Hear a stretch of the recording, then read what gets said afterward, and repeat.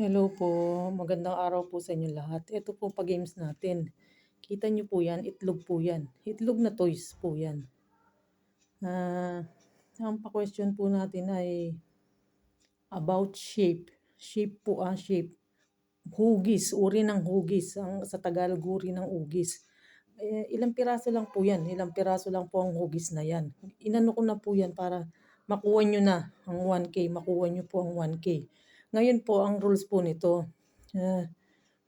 Ang pagsagot po rito, pwedeng isa, dalawa. Dalawang pong pagsagot. Kaya lang po ang pagsagot nito, wag po sa isang comment, dalawa ang sagot. Unlimited comment, bawal po yan. Disqualified matic po yan.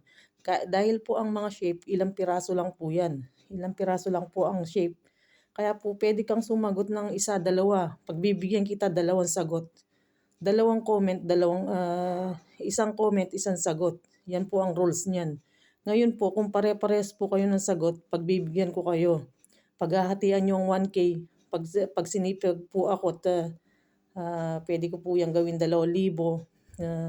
Basta po, lahat po yan mananalo dyan. About shape, anong sa loob po niyan, no? Nahahati po yan ang toys na yan. Itlog po yan, itlog ng toys. May shape po dyan. Anong shape ang nasa loob nito? Good luck po sa inyong lahat sa 1K. 1K GCash. Anong shape ang nasa loob niyan?